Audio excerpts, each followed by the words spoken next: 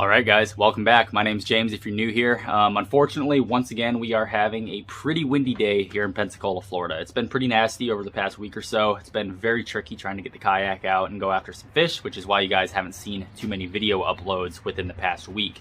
I have gone out a couple times targeting some of the backwater bayou kind of areas. None of those trips have been really productive. Again, why you guys haven't seen any video content over the past week. So we're going to try to change that today. The wind conditions are still pretty nasty, but they're just a little bit better than they have been. And I've got a spot that I have been looking at for a little while now. It kind of caught my eye when I first got down here to Florida, so I marked it on my map. I've been there in person a few times, but I've never actually fished it before. But just based off of its general location, it looks like it's probably going to be pretty productive, but more importantly, it looks like it's probably going to be pretty sheltered from the nasty wind that we are expecting later on this afternoon. So before we go out and fish that spot, however, I do want to share with you guys a little bit about my process that I use on windy days like this to find a spot that I can safely put the kayak in the water and still go after some fish, even though overall the general conditions of the area might not really be suitable for putting the kayak in the water. So if you guys are just here for the fishing content and that's all you really care about, skip ahead in the video a little bit. But for those of you guys that are interested in learning about how you can potentially increase the number of days that you're able to spend out on the water in your kayak, even if the weather might not quite be permitting, stick around for a few minutes. We're going to talk about it, and then we're going to head out to the Navarre bridge and hopefully get onto some fish today. So the most important thing that I do every single time before I go out fishing is I will check the wind report. I go out fishing so much that I am always checking the wind report, usually every single day, multiple times a day, so I know a week in advance what it's going to say. But the best advice that I can give you guys, first and foremost, is that wind report is likely to change pretty frequently, especially as it gets closer to the day, and sometimes even on a set day, it can change several times throughout the day. So it's important to always be up to date on that wind report, so I like to check it right before I go out fishing, and usually I will actually check it while I'm out on the water several times. That way, if it changes while you're out, you don't get hit with some nasty weather that you weren't expecting. The app that I like to use is called the Windy app. I've been using it for about 3 to 4 years now, and so far it's only been like severely wrong on me less than 5 times. So it's extremely accurate. I can usually depend on it. You always want to make sure that you're using common sense and your best judgment and not just depending on what the wind report says. But for the most part, it is a very, very dependable and accurate weather app. So that is what I use to kind of monitor the situation before and while I am out on the water. So this app is going to have a whole bunch of valuable information for you guys to, be able to enhance your boating experience, I guess you could say. But there are 3 very important rows that I have highlighted right here on the screen for you guys. The first one is going to be your sustained wind. And the sustained wind, the most simple way that I can put it, is basically at that exact time, whatever your sustained wind is, you're probably going to have wind not less than that. So if your sustained wind says, let's say 10 miles an hour, you can expect to have 10 miles an hour or greater of wind, and that's going to shift throughout the day. Luckily, the Windy app breaks it up by time zones. I think it goes in 3-hour increments, so you guys can see like 9 a.m., 12 a.m., 3 p.m., 6 p.m. and so on all throughout the day, 24 hours a day. And the other cool thing is you can see up to like a week in advance, which isn't always super accurate, but it's nice to have a general idea of what the weather is going to be like that far out. So that's pretty cool too. The next row down is going to be your gusts, and the gusts are going to be super important because whatever your sustained wind says, usually your gusts are going to be more. So the best way that I can describe gusts is you're going to have a sustained wind of, let's say, 10 miles an hour. Your gusts are going to be like intermittent, not always blowing, but every once in a while you will have the wind pick up a little bit to, let's say, 18 miles an hour, and that's going to be your gust. So you can have sustained winds of 10 miles an hour and it's going good, and then all of a sudden, boom, you're getting hit with much stronger wind for a period of, let's say, 2 minutes. That's going to be your gust. So it's important to take note of what the gusts are going to be, because if you go out expecting 10-mile-an-hour winds because that's what the sustained wind says, and you're not expecting it to kick up to 18 or 20 miles an hour, you can get in trouble very fast. And that's what happened to me in that last video upload. If you guys saw that, basically what happened is the sustained winds were saying 10, 12 miles an hour. So I was like, cool, let's go out fishing. And I got about halfway down 3 Mile Bridge, and then all of a sudden the gusts kicked up to about 18 miles an hour, and the wind direction shifted around, which is also very bad because now I had all of that wind and water being pushed directly towards me, and I almost got pushed up into the rocks.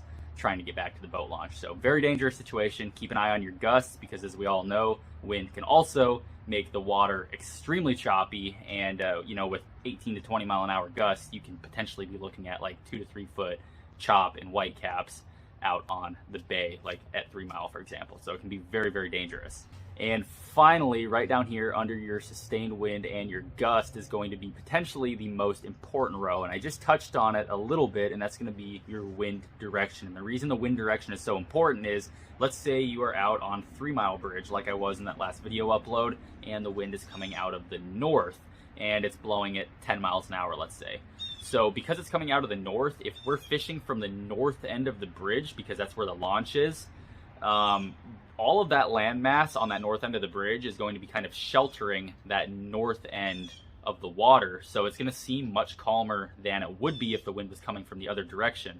Now, if the wind suddenly shifts to coming from the south, which is what happened in that last video upload, now you've got about 3 miles of water with 10 to 15 mile an hour winds pushing all of that water towards you, and the north end of the bridge is going to become extremely rough.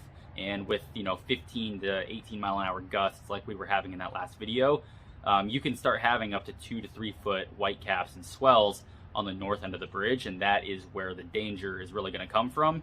And it can happen very, very fast, which is what happened in that last video. That wind shifted in a period of about 20 minutes. The north end of the bridge went from totally suitable to have a kayak on to completely dangerous, and I almost got into really, really big trouble. Luckily, we made it back and we didn't even lose any gear, nothing got damaged, but it was definitely an eye-opening experience. So those are your 3 rows in the Windy app that you're going to want to pay very careful attention to. Know them by heart, check them several times throughout the day, especially while you're out on the water, so there's no surprises. And now let's talk about how I will take that information and apply it to actually finding a spot for the day, and then we're gonna get out and hopefully go catch some fish. So I'm going to use the 3 Mile Bridge as my first example, just because in that last video we got into a little bit of trouble out there, so it's going to be a really good example for you guys. The wind conditions are almost identical today as they were to the wind conditions the other day. They're a little bit less today, but still not a good day to go out on 3 Mile Bridge. So if you guys look on the map here, you will see the boat launch is up here at the top, or the north end of the 3 Mile Bridge. And as the name would suggest, this bridge is about 3 miles long. So with the wind coming out of the south today, what's going to happen is all of that wind for 3 miles is going to be pushing all of that water up towards the north end of the bridge. And the north end of the bridge, there's a big seawall and a big rock wall before you get to the boat launch. And the problem with that is because it comes up super shallow and then ends in that wall, for 3 miles, that wind is going to be pushing all of that water up there. It's going to start coming up shallow, and once that water starts riding up shallow onto those rocks, it's going to start becoming very, very turbulent. They typically call it the washing machine, is what I've heard most people refer to it as. That's what we got caught up in last time, was that washing machine right up there against the wall. And it certainly felt like we were in a washing machine, because all of that water, like I said, becomes very turbulent, and we were experiencing like 2 to 3 foot whitecaps breaking sideways over the side of the boat, trying to get back to the boat launch. So definitely 3 Mile today is going to be out of the cards, because if you guys look at the wind report, the wind is going to be coming from the southeast and then kind of shifting more towards the south as the day progresses. So it's going to be the exact same situation as it was in the last episode. The next spot that I want to show you guys is going to be Bob Sykes, which is the other major fishing bridge here in Pensacola. So Bob Sykes, the boat launch is on the south end of the bridge on the beach side, and it's kind of like around the corner from the bridge. So with the wind coming out of the east and the southeast today, it's going to be a little bit more sheltered than 3 Mile. The boat launch itself is going to be quite a bit more sheltered, and it probably wouldn't be too difficult to launch the kayak. But the problem is Bob Sykes also runs from north to south for the most part. So because the wind is going to be coming out of kind of the southeast today, all of that water from the east in that channel is going to be getting pushed towards that bridge. And it usually gets pretty choppy out there. At least in my experience, Bob Sykes gets a lot more choppy than 3 Mile does. So with the wind coming out of the east and gusting up to, I think it said probably like 15 miles an hour today, that bridge is probably going to be extremely choppy, so that's going to be out of the question as well. Same thing is going to go for the Garcon Point Bridge, which I actually haven't had a chance to fish yet, but it's pretty much the same as 3 Mile. It's about 3 miles long, like 2.5, 3 miles, somewhere in there, and it's going to run from north to south. So we're going to have the same situation where with the wind coming out of the east, all of that water is going to be getting pushed right towards that bridge. It'll probably be just a little bit more sheltered than 3 Mile because it's further up into East Bay, but it's probably not going to be safe by any means. And then once again, the boat launch is also at the north end of the bridge, which is going to make it very, very tricky because all of that water is going to be getting pushed right towards where that boat launch is, and it's super shallow, so probably just not a good situation at all. So we're not going to go there either. Looking down at Destin Bridge, which is another one that I fished several times, that bridge is a ton of fun. If you guys didn't see that video, the Sheepshead that we were catching down there, as well as that 34-inch PV black drum, go check that video out. I'll link it down in the description for you. That bridge can get extremely dangerous very fast, not only from the wind conditions, but because it is right over the pass, right before it lets out into the actual ocean. And the problem with that is you get some extremely strong incoming and outgoing tides through there. So mixed with the turbulent situations that the strong wind today is going to cause, that is definitely going to be out of the question as well. So that leaves us really with just 1 or 2 major bridges that we can attempt to fish today. So I started looking at Google Maps to see what my other options were, and what I found was the Navarre Bridge. Now, the Navarre Bridge spans from the city of Navarre out to Navarre Beach. If you guys don't know, it's about a mile-long bridge, maybe just a little bit less than that, and it is situated over a very, very relatively narrow channel. And I say relatively because, like, in comparison to 3 Mile, the channel is about 3 miles wide, and Navarre, it's about a mile wide. So there's not as much water, not as much distance for that wind to push all of that water up. And an even better thing is the boat launch for the Navarre Bridge is actually on the south end of that bridge. So combined with the fact that there's a lot less water for that wind to push up there, that boat launch being at the south end of the bridge is going to make it much better for us, because with that wind coming out of the south, it's going to be hitting the beach, and that's going to break up the wind. And there should be a pretty calm section, relatively calm, on the north end of the beach. It's probably going to span maybe a quarter to halfway out down the bridge before it gets super choppy on the north end of the bridge. So that is kind of the process that I use for determining where I'm going to go fishing if it is super windy out. But just looking at the wind report and looking at how the bridge is situated, where exactly it is, and then comparing it to the other bridges, I think we're probably going to have pretty good luck with being able to get the kayak out there safely and probably be able to get on some fish. So that's the process I use. Hopefully that description kind of made sense and wasn't just me rambling on for 10 minutes for no reason. Hopefully it helped you guys out. And now what we are going to do is we're going to load up and we're going to make the drive down to Navarre, probably be about 45 minutes. And we're going to see if it is safe enough to launch the kayak, and if it is, we're going to see if we can get onto some sheepshead, some black drum, and potentially even some redfish, and I'm sure that there might be several other species hanging out on that bridge as well. So let's make it happen, guys. Hopefully we can get on some fish today.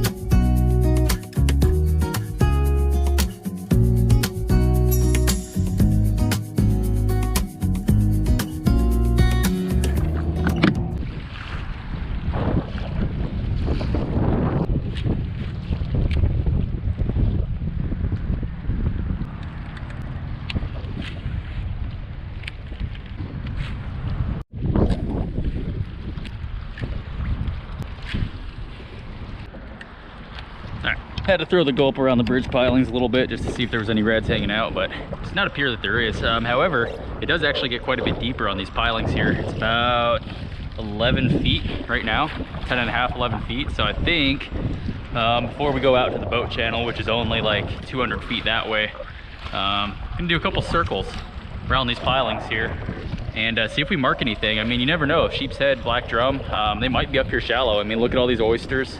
on the bottom of this piling here, so they could be hanging out right underneath us. Definitely doesn't hurt to check. Holy cow, you can see all the way to the bottom here. This is nuts. This is even more clear than Destin was, I think. Holy crap. Nothing there. This is absolutely insane. I mean, I don't know how well the GoPro is picking this up, but I can literally see all the way to the bottom. Like, I can see the entire length of the piling all the way down. I mean, this is nuts. That is 15 feet deep right there, and I can clearly see the bottom. I mean, I don't even need this, man. I can just look down there and tell if there's sheepshead right away. This is crazy. I will say though, that being said, so far I have not seen a single fish down there with my naked eye or on the fish finder, so that's a little bit discouraging. And let's just toss this down here. I don't know what the current's doing. It doesn't seem like it's too bad. I got a 3/4 ounce bird of prey sheepshead jig on.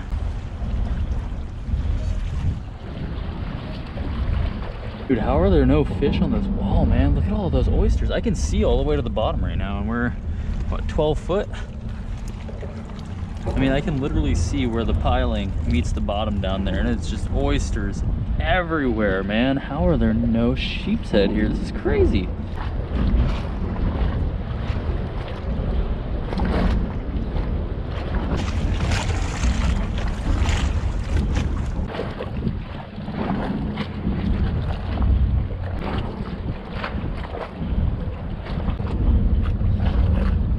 Nothing there. Let's go around the other side.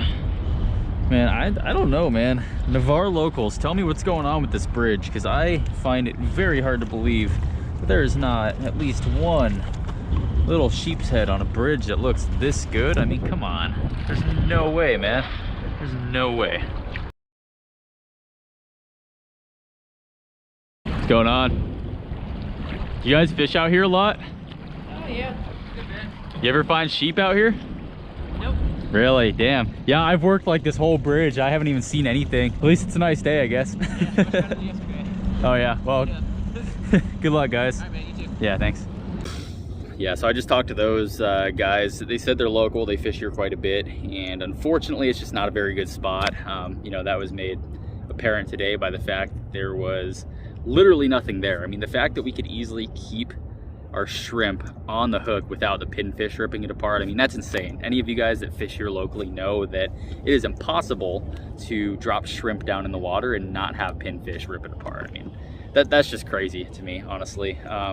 But it is what it is. At least we proved the point that even on the windiest of days, to an extent, using a little bit of online research and common sense, you can find a spot to safely launch the kayak and still go fishing. So hopefully that will help you guys drastically increase the number of days that you are able to spend on the water. You know, that's how I do it. And obviously we were able to get out on the water today and spend a little bit of time out here, not successfully catching any fish, but sometimes that's how it goes. So I would definitely like to catch at least one fish in this video though. So we're gonna shift gears.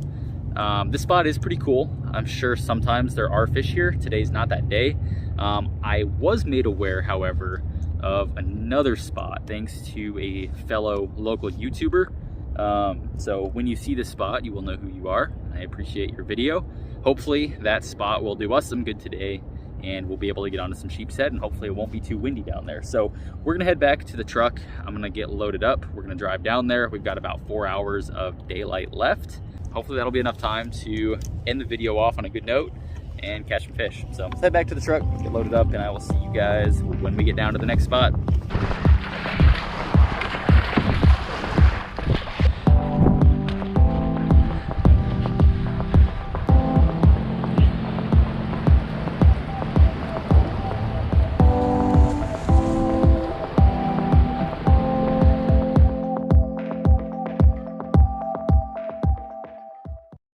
All right guys, just launched the boat for the second time today. So hopefully this one is gonna be the time because I don't think I have a third boat launch in me today. Should be pretty cool, fingers crossed.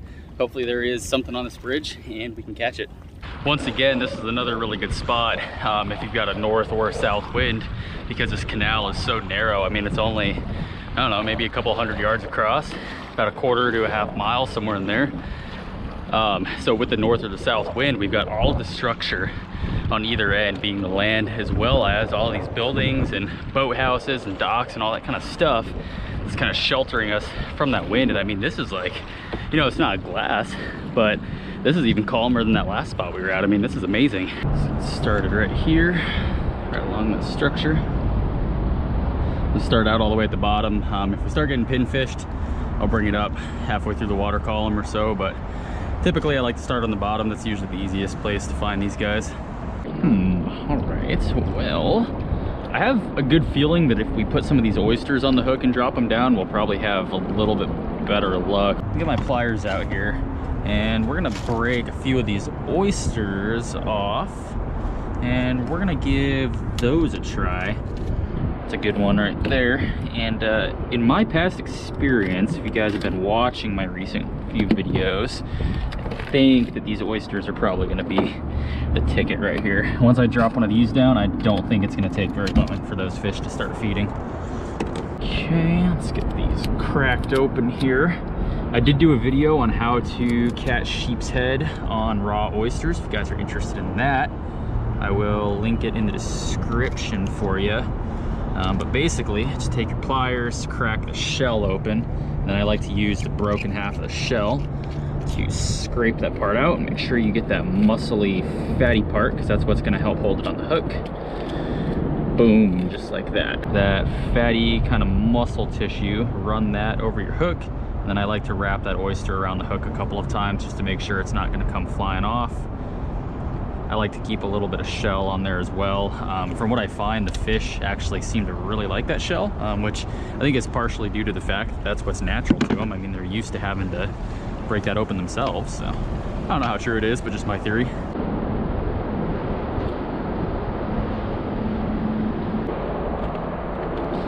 There we go. Oh, he came off. Dang. Oh man, that was the first good hookup we've had today too. All right, let's drop that one down. Whole bunch of fish on the finder here. I mean, it is crazy down there. I had that one picked up like a foot off the bottom, so we'll do the same here. There he is. Oh, lost that one too, man.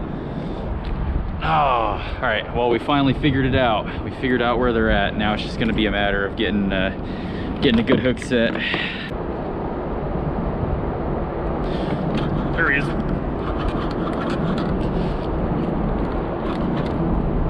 Oh, nice one, nice one, nice one. Finally got that hook set on him too. Oh, nice. Oh, that's a big sheep. That's a nice sheep. Let's see if we can drag him out of the structure. Oh, no, man, no. Oh, that sucks. That was my leader knot too. That makes it even worse. So we're still gonna use a bird of prey sheepshead jig. This one is a 1/2 ounce, however, so it's 1/4 ounce smaller, and this one is also a sweeper style as opposed to the swing jig style. And with these sweepers, I actually find that they can work a little bit better because the way that they're designed, the hook can't get flipped around facing the wrong way, and then when the fish bites down, he's biting the correct spot instead of biting the top part of the weight like they will sometimes with those swing style jigs. All right, we're gonna drop in the same spot. Hopefully that will do it for us here. There we go. Gotta get him up quick. We're around a lot of structure. This is a good one, man. This is a good one. Come on. Come on. This is a good one. Come on. Oh, that is a beast of a sheep. Oh. Wow, dude. Oh. Come here. Come here. Gotta tow this one out. Get over here. There we go. Woo! Jeez, look at that sheep's head, man. That was hell of a fight. I haven't measured him yet. I'm just about to. And we are gonna let this guy go. I've got a whole freezer full of these guys, so I don't need to keep them. I'll put them back for someone else to catch and potentially eat for dinner in the future, but whoa. All right, I guess we're not gonna measure him. There he goes, man. I was gonna show you guys, I was trying to turn him to show you his lip over on the other side was actually ripped up and had healed. Obvious hook damage, so that fish had been caught and released before. So that's pretty cool. It just kind of goes to show that, you know, even getting caught multiple times like that, they go back in the water, and big sheepshead like that are out here for everybody to catch. So that's pretty awesome. Kind of bummed I didn't get to measure them. Definitely wasn't a PB breaker. PB is almost 23 inches. That guy was probably 22, somewhere in there. But hey, that was an awesome fish, man. After about a week of getting skunked or not even being able to go out because it's too windy, finally made it happen. Got out here, fished a new spot, 2 new spots today actually, and ended up being successful. So that's awesome, man. I'm getting back to my spot right now. I'm up against this little piling here, and you guys can see all these oysters down here on the piling. That's what we caught that sheepshead on. So we're gonna break open another one of these, get it hooked back up, and see if we can get another one. That was pretty awesome, man. I'm stoked. Look at all of those sheepshead down there. That is insane. They're on the bottom, they're in the middle of the water column. I mean, that's 5 foot, that's 10 foot, so those sheepshead are at like 7 feet. All right, I've got a smaller oyster on this time, but with how riled up they seem to be down there, I don't think we're gonna have any problem. And I mean, they are all over down there. It's just insane. Jesus, on the drop. I didn't even know that he was there. Oh, we're on him good now. Oh, come on up here. Come on. There he is. Woo! See you later, bud. All right, let's drop down, see if we can get another one. We've got all kind of marks down there right now. I don't think this is going to take long. It's probably going to be right on the drop, just like it was on that last time. Yep, there it is, man.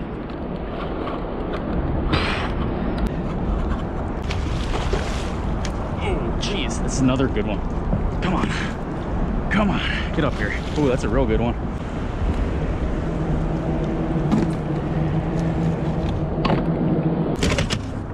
All right, this one looks to be decent. I'm gonna say probably 21 and a half, maybe. Let's see what we got. 21 and a half, baby. I guess that one real good. Another one, guys. There it is. I mean, it doesn't get much better than that.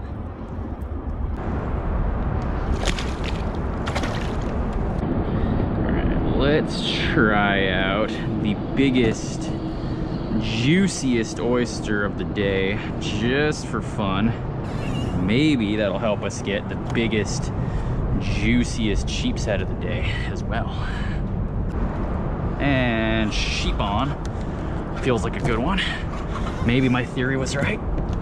Oh, jeez. Oh. Yeah, buddy. I think it's the smallest one of the day, actually. It is, too. Man, I don't even know if that would be a legal one. That guy is tiny. That might be the smallest sheepshead that I have ever caught. Come on up here, sir. Nah, he ain't the smallest one I ever caught, but he ain't very big either. Sheep. So that is the 3rd one landed. 4th. I think it's the 4th. I think it's the 4th one that we've landed so far. That's pretty awesome, man. I am stoked that we found where they were hanging out today. Oh, man. There he is. Gotcha that time. Oh, shit.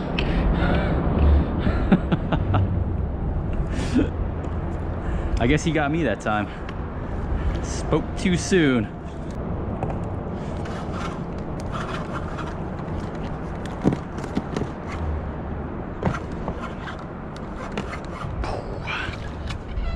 Jeez.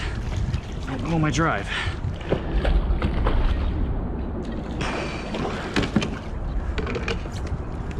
Oh, man. Another nice little sheep. That hook out of him there. All right, another sheepshead. I'm stoked with how this trip is turning out. That is awesome. Let's see if we can get a couple more before that sun goes down. They're chewing pretty good. I think we can probably make it happen. What do you think? Yep. All right, back in the water with you.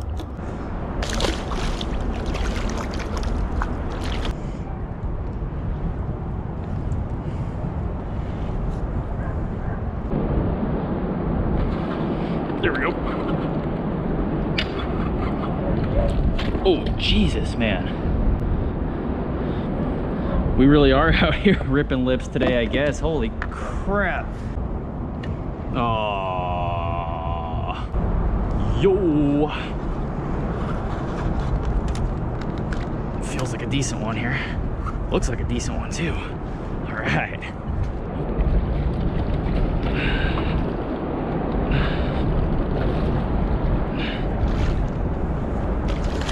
Not bad. Not bad at all.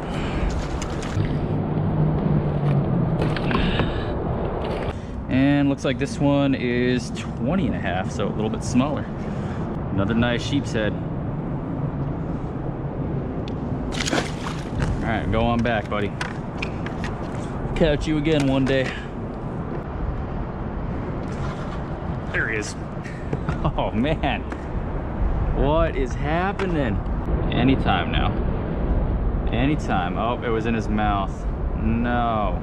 Hey, I was just calling you because you didn't answer my text, so I want to make sure you're okay. Then I'm about to pack it in for the night. I just want to get one last fish, so now I'm determined and I'm stuck. Okay, cool. Love ya. Trying to catch fish, woman. Just kidding, just kidding.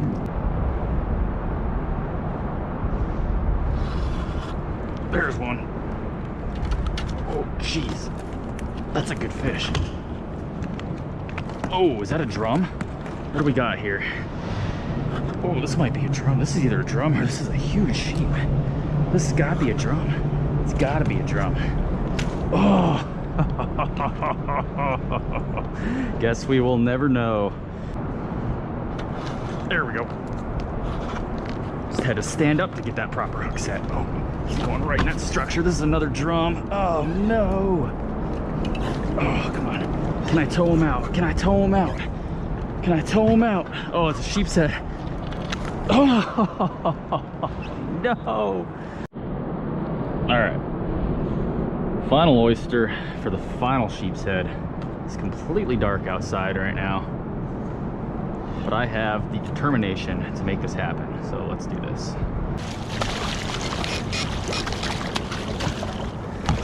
That's a good sheep, man. Woo! Sweet.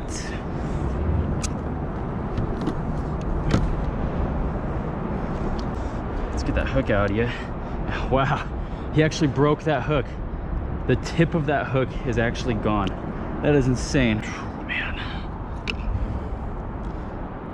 Wow, look at that sheep's head. What an amazing way to end this night. Took all day. Took all day long. 2 spots. Had to drive all the way to Fort Walton Beach. But we finally found the fish. You are free to go, my friend. Until next time.